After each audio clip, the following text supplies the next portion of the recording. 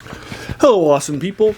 I hope you're having a great day today. Today we're taking a look at the second to the last short story in this collection.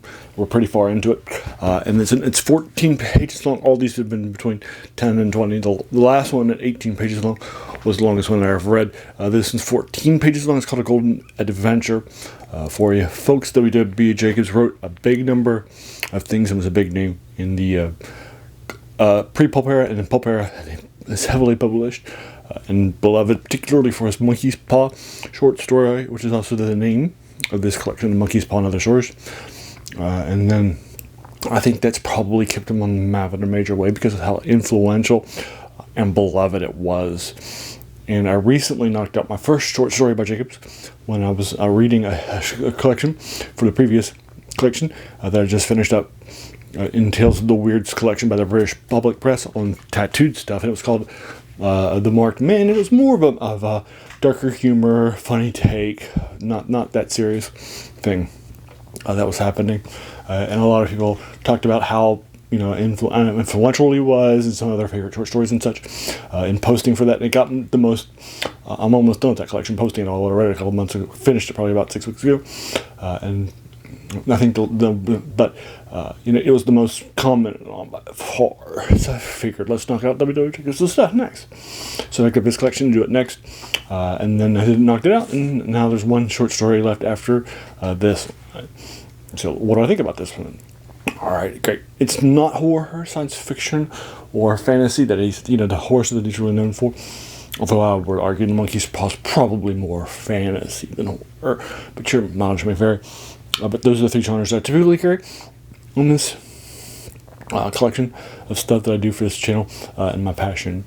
But it's fine. I like it. And it's not like this massively deep or, goes anywhere significant. Its ending really isn't anything major. It's not a massive twist or anything like that happens. But basically, this is a political commentary on rural life in the UK. So that's basically what's happening with the sort of the infrastructure. Now, as a reminder, my reviews are spoiler free, so I don't do a deep dive into this and then unpack the spoilers and so forth. What I typically do is the first couple of pages in a short story, maybe the first chapter or two in a novel that I review for you folks. And this one is more like a. So what's happening in the first couple of pages is that somebody has just gotten a letter. A lady in a smaller village, and she has just been given a sum of about $2,000. I'm sorry, £2,000, which was massive back then, British pounds. And now she's right. Her family are being treated very, very differently. And that's basically it. It's basically a deeper dive into sort of the political aspects of living in a small town in the UK back in this era. So that's kind of the key concepts of what's happening here.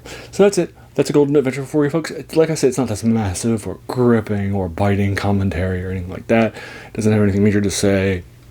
A Saki short story might. It's the same concept. So it's probably only giving this like a 7. It's fine. It's okay. I'm glad I read it, right? But it's not something that has something deep to say or goes to an interesting ending that you can't see coming. So there you are.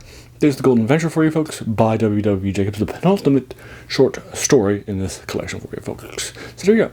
Once again, I'll try to link to you to this in the section. Well, also, this is more than 100 years old. Well, I think it's more than 95 years old for copyright law. So this should be for free online. Here's a big name then. So hopefully I'll be able to find you for free online, or you can read it like I did, or on Kindle or something like that too, electronically. So there you are. Have you read it? If so, what did you think about it? Did you agree or disagree with my 7 out of 10? If so, let's talk about that in the comments below. If you enjoyed this, why not hit the subscribe button, the like button, the bell icon if you're feeling frisky, and let your friends know about it too. As a reminder, this channel's name, The Worst Thing About New Books, that's a quote by a French philosopher named Jacques Joubert, who said that the worst thing about them was that they kept us from reading the old ones, right? So I like to read a lot of these older things from a while ago that maybe have been not forgotten and such. So there you are. Then finally, I just want to pause and take a moment just to thank you so much for taking some time out of your day and investing it in watching my video, because we all have so many things that are happening in our lives, right? and we're pulled in so many different directions. So the fact that you spend this time with me, that's incredibly humbling, and I appreciate it. So thanks again, and have an amazing day.